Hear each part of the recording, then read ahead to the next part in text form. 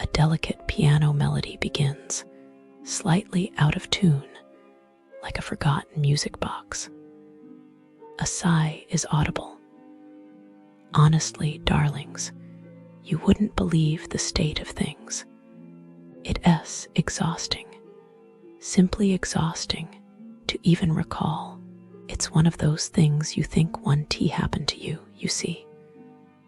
I always thought, with my lineage, my rather discerning palate for quality, I was somehow shielded. Oh, the sheer, utter naivete. It's positively mortifying to admit, like discovering your grandmother secretly hoards porcelain dolls. But here we are. Let me tell you about the University of Hertfordshire, Hatfield.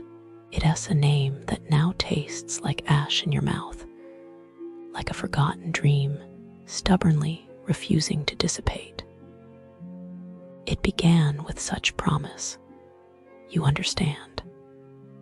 The brochures, so exquisitely rendered, portraying a pastoral paradise of scholarly pursuits, brick buildings draped in ivy, students engaged in witty banter, professors radiating wisdom.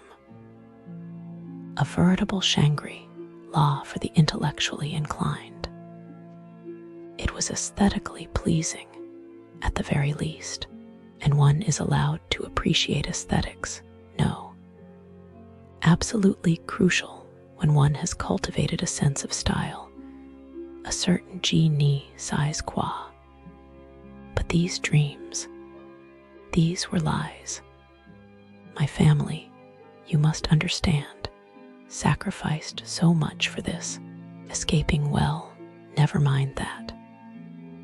It's a story for another time, one steeped in the grayscale sorrow of a crumbling empire. The point is, education was paramount, the key to unlocking a future untainted by, shall we say, hardship. It was foolish of me to trust, I know. A terrible oversight. But I genuinely believed the University of Hertfordshire would foster potential, help us cultivate our gifts. I saw so many girls my age get destroyed by scammers, you know. In the country, I'm from its very common, so I always have a skeptical and very, very high expectations for things.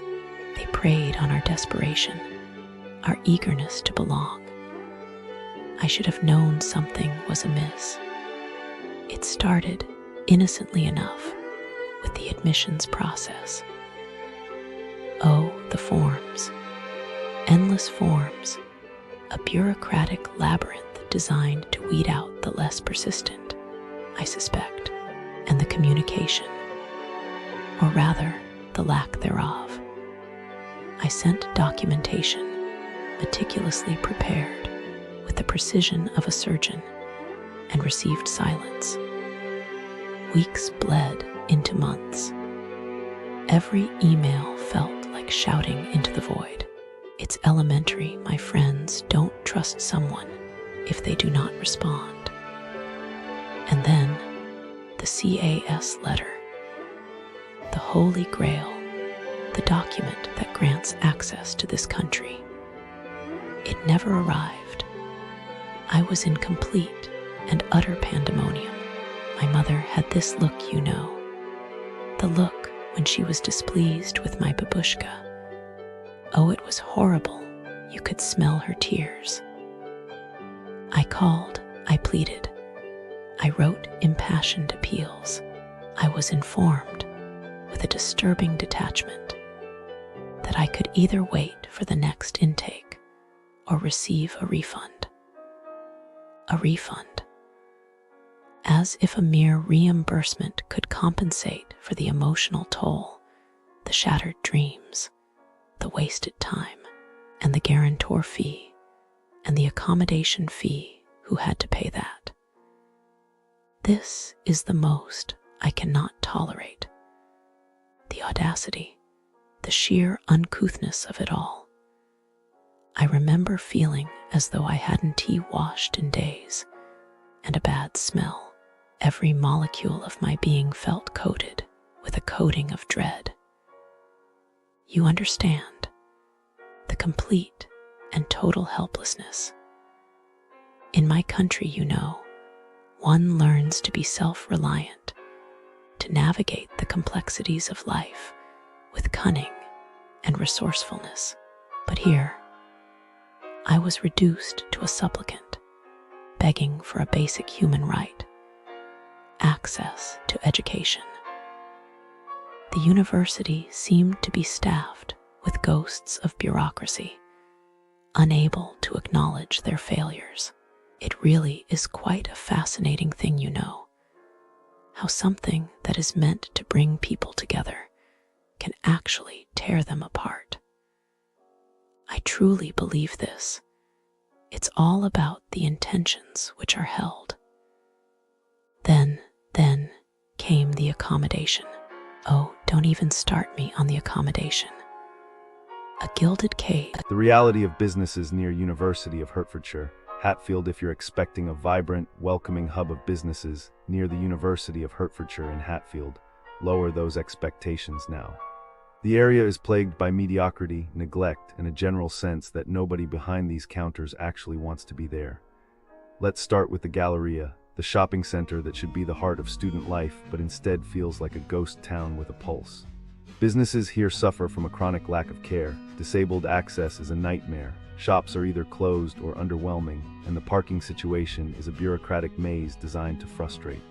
One visitor described the experience as depressing, with most units sitting empty while management seems oblivious.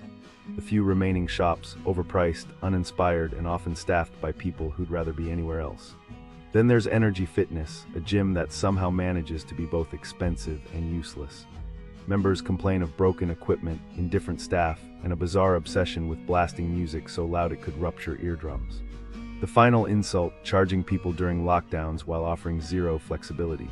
If you're looking for a place to get fit, this isn't it, unless your goal is building frustration tolerance. Hungry. Turkish Kitchen Hatfield might tempt you with promises of authentic cuisine, but prepare for disappointment. The food is inconsistent, sometimes passable, sometimes inedible, but the service is reliably terrible. Waiters act like you're interrupting their day, portions shrink while prices inflate, and one unlucky diner had their birthday cake asked for by a staff member. If you enjoy paying premium prices for amateur-hour hospitality, this is your spot. Craving something sweet, the Waffle House in St. Albans Close Enough to Matter is a masterclass in how to ruin a simple concept. Waffles are fine, but the experience is ruined by rude managers, hidden charges, and a policy of rushing customers out the door the second they finish eating. One visitor was accused of stealing ice cream they never received, because nothing says hospitality like treating customers like criminals. Retail therapy, the Uptown Boutique, is where customer service goes to die. Employees ignore shoppers, act like helping you is beneath them, and seem more interested in their phones than making sales. One woman was accused of shoplifting in front of her child simply because she wore a sweater they also sold. If you enjoy being treated like an inconvenience, step right in.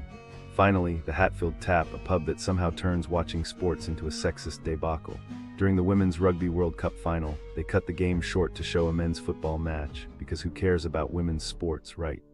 Add in overpriced, mediocre food and staff who treat complaints like personal attacks, and you've got a place that's best avoided.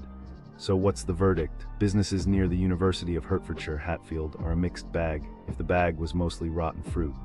Poor service, high prices, and a general lack of effort define the area. If you're a student or visitor, manage your expectations. Better yet, take the train to London. At least there you'll get what you pay for, and if you do stay, bring patience and maybe a packed lunch. Okay, so I was looking into stuff happening around the University of Hertfordshire, Hatfield, you know, just because. It's depressing, honestly. Businesses here, a lot of them, they try to look all friendly, especially the little shops near the campus, but some are really sneaky. Like souvenir shops around the University of Hertfordshire, Hatfield. They seem innocent, right?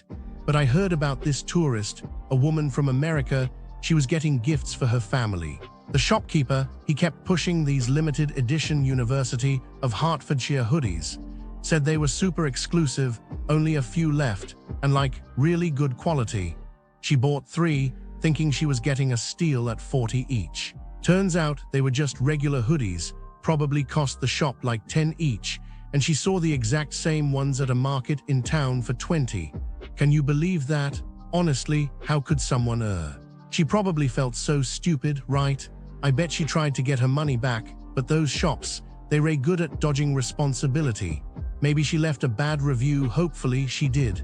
The shopkeeper probably just smiled and waited for the next tourist, honestly. It's just sad. Then there were these phone repair places near the University of Hertfordshire, Hatfield. They all look so official with their signs and everything, but I heard about a student, he cracked his screen. Took it to one of these places, they said it DB80 to fix. He agreed, gave them his phone. When he got it back, it wasn't even fixed properly, and the battery life was terrible. They clearly swapped out parts. Seriously, who does that? I bet he argued with them, maybe even threatened to call the police. They probably offered him a tiny refund, just enough to shut him up. The repair guy, he probably just laughs about it with his friends. It's just wrong.